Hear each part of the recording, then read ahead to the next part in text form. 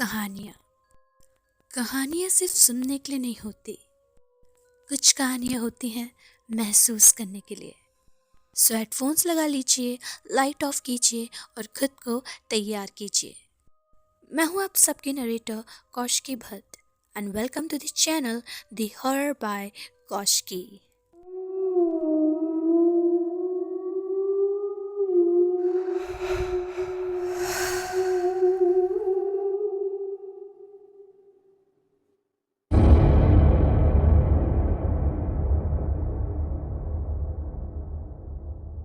Hide and seek, ये game आप लोगों ने बचपन में कभी ना कभी तो खेला होगा।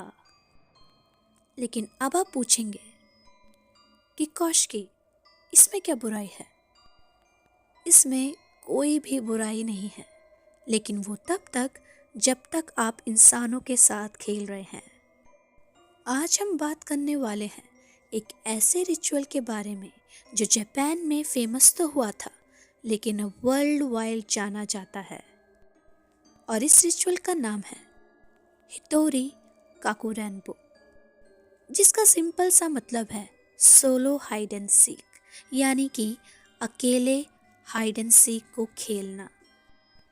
ये एक ऐसा रिचुअल है जिसमें आप एक गेम को खेलते हैं, और अगर आप इसको परफॉर्म करते हैं तो आप इंसान की जगह एक स्पिरिट को इनविटेशन दे देते हैं अपने साथ हाइड एंड सीक खेलने के लिए।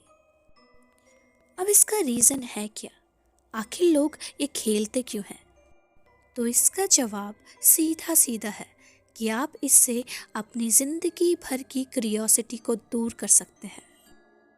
और वो ये है कि इस दुनिया के अलावा क्या सच में कोई और दुनिया भी एग्जिस्ट करती है या नहीं। लेकिन इसके बारे में मैं आपको आगे और कुछ बताऊं, उससे पहले मैं आप लोगों को बिल्कुल भी नहीं सजेस्ट करने वाली कि आप इस रिचुअल को परफॉर्म करें। मैं जो कुछ भी आपको बताऊंगी, इसको एक कहानी की तरह सुनिए और छोड़ दीजिए। एनीवेज, आगे बढ़ते हैं। जापान में माना जाता है कि रात के कुछ ऐसे घंटे होते हैं जब इंसान और स्पिरिट के बीच का जो कनेक्शन है वो स्ट्रांग हो जाता है, और इस गेम को आप उसी वक्त खेलते हैं। और इस गेम को खेलने का वक्त होता है रात के 3 बजे, और ये गेम सुबह 3 बजे से 4 बजे तक चलता है। अब इस रिचुअल को करना कैसे है? आपको सबसे पहले एक डॉल, टेडी बियर, कोई भी ऐसी चीज़ जो ह्यूमनली दिखती हो वो चाहिए होती है। अब डॉल क्यों? क्योंकि इस रिचुअल को परफॉर्म करने के लिए एक चेहरा चाहिए होता है, क्योंकि जापानीज बिलीफ के हिसाब से जहाँ चेहरा होता है वहाँ पहचान बनती है। अब अगर आपके पास डॉल आ चुकी है तो अब नेक्स्ट स्टेप में आपको उस डॉल या टेडी बियर के पीछे एक कट मारना होता है, और उस डॉल के अंदर आपको राइस यानी कि चावल भरना होता है, जो कि स्पिरिट को अट्रैक्ट करने के काम आता है। लेकिन इसके आगे आप जो करेंगे वो आपको सोच समझकर करना होगा। इस स्टेप के बाद आपको उस टेडी के अंदर अपने कुछ बाल या नाखून डालने होंगे और अपना थोड़ा सा ब्लड भी। ये करने के बाद आप उस स्पिरिट को खुद से अटैच कर देते हैं। और ध्यान रहे, अगर आपने ये गेम बीच में गलती से भी छोड़ दी तो वो स्पिरिट ये स्टेप करने के बाद ऑलरेडी आपसे अटैच हो चुकी है। इस रिचुअल को बीच में छोड़ना सबसे ज़्यादा डेंजरस माना जाता है, क्योंकि ऐसा कर कर आप उस स्पिरिट को डिसरिस्पेक्ट कर रहे हैं। खैर, नेक्स्ट स्टेप में आपको एक रेड थ्रेड यानी कि एक रेड धागे की ज़रूरत है। उस थ्रेड से आपको उस डॉल को पीछे से सिल देना है, जिसके बाद पूरी गेम जब तक एंड ना हो आप उससे कनेक्ट रहेंगे। और याद रहे, आपका जो ब्लड और आपने जो चीज़ें उसके अंदर डाली है, उससे वो स्पिरिट जो भी उस चीज़ के अंदर आने वाली है वो आपको और अच्छे से जान चुकी होगी।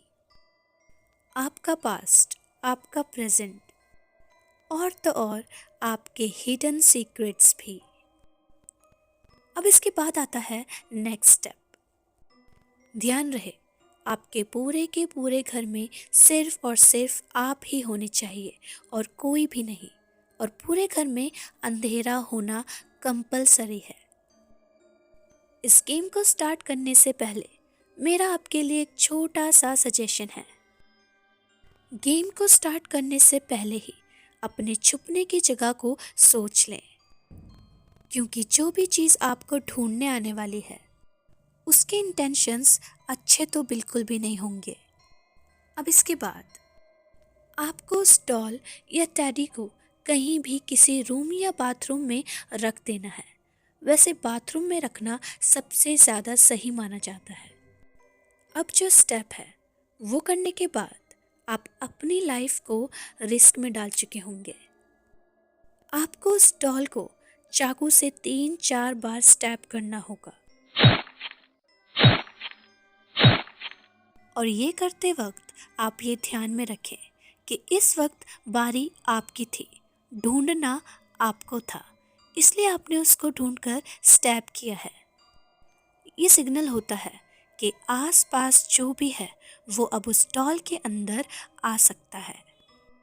और इसके बाद असली गेम तो अब शुरू होगा। अब बारी आपकी नहीं, उसकी है। और अब जिसको छुपना है वो आप हो, और जो आपको ढूंढने वाला है वो ऑलरेडी उस डॉल के अंदर आ चुका होगा। अब आप मुझसे ये पूछेंगे कि ये गेम एंड कब होता है और इसको एंड करना कैसे है और इसमें आप जीतोगे कैसे। तो मैं आपको साफ साफ बता दूं कि ये गेम आपको जीतने के लिए नहीं बल्कि ख़त्म करने के लिए खेलनी होगी। क्योंकि जिस भी चीज़ को आप भुला चुके हैं उसको वापस भेजना ही आपका सबसे बड़ा मकसद है। क्योंकि ये बुलाया गया मेहमान बिना अलविदा के नहीं जाएगा। अब आपको कहीं ऐसी जगह छुप जाना है जहाँ पर वो आपको जल्दी से ना ढूंढ ले, और 3 बजे से 4 बजे तक आप उसको गलती से भी ना मिल जाए, इसका ध्यान आपको रखना होगा। वो स्पिरिट उस अंधेरे में पूरे के पूरे घर में आपको हर पॉसिबल जगह में ढूंढेगी। अब इसके आगे 3 केसेस हो सकते हैं। पहला केस तो ये है कि आप 3 से 4 बजे तक उससे छुपने में कामयाब हो जाते हैं। तो बस आपको जल्दी से वहाँ से निकलना है और पूरे घर की लाइट्स को ऑन कर देना है और उस डॉल को सीधा सीधा आप डिस्ट्रॉय कर दीजिए। उसे जल्दी से आप जला दीजिए और पूरे के पूरे घर को सॉल्ट वाटर से क्लीन कर दीजिए। यहाँ तक तो आप ऑलरेडी सेफ हो चुके हैं और वो स्पिरिट आपको वक्त पर ढूंढ नहीं पाई, तो वो ऑलरेडी हार चुकी है। लेकिन दूसरे केस में अगर वो चीज़ आपको ढूंढ लेती है तो इसके बाद ज़रा रिवाइंड करिए और सोचिए, जब आपने ये गेम स्टार्ट करी थी तो आपने उसके साथ क्या किया था। जी हाँ, आपने उसको नाइफ से स्टैब किया था, जो कि सिग्नल था कि यू फाउंड इट। लेकिन अब जब आप पकड़े जाओगे तो रूल्स हैं। तो अब आप समझ जाइए कि उसका आपको ढूंढना कितना ज़्यादा रिस्की हो सकता है। और आखिर में अब आता है द वर्स्ट केस।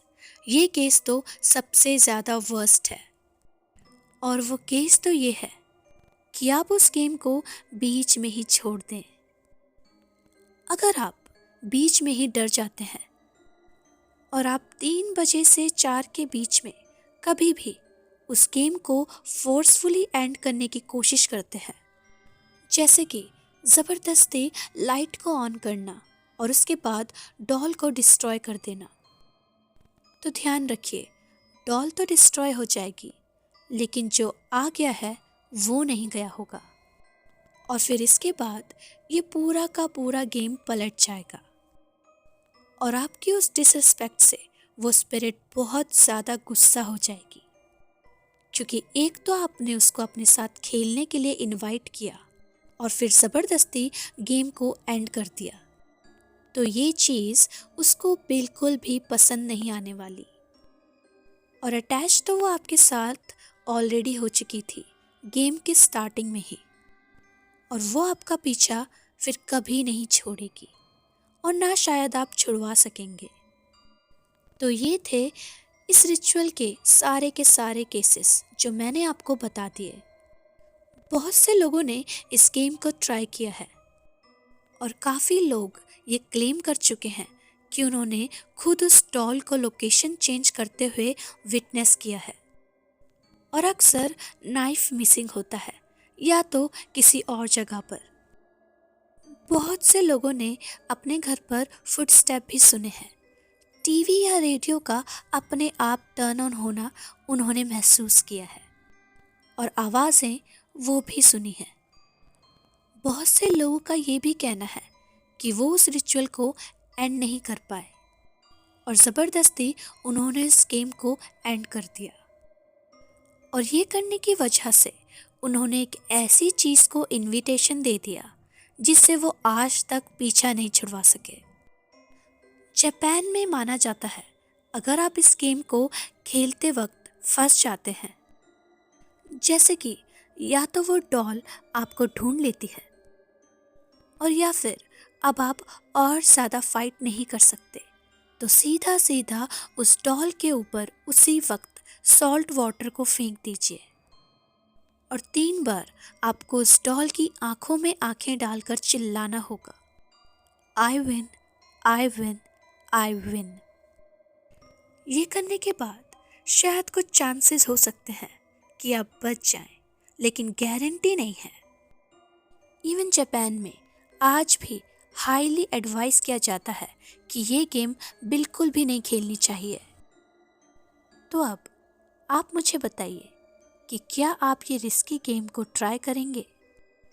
क्योंकि मैं तो आपको मना ही करूँगी।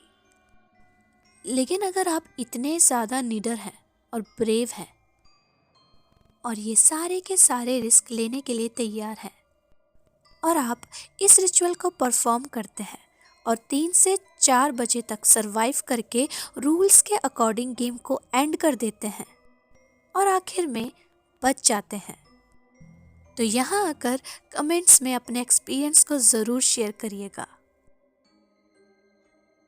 So guys, this was the episode. ये गेम जापान इवन पूरे वर्ल्ड वाइड में बहुत ही ज़्यादा फेमस है। अगर आप चाहते हैं कि मैं ऐसे और भी रिचुअल्स और गेम्स को कवर करूं, तो मुझे कमेंट्स में ज़रूर बताइएगा। ऐसी और क्रीपी एक्सपीरियंस स्टोरीज़ के लिए इस चैनल को ज़रूर सब्सक्राइब करिए। मिलते हैं नेक्स्ट स्टोरी के साथ। तब तक के लिए keep listening the horror by Kaushiki.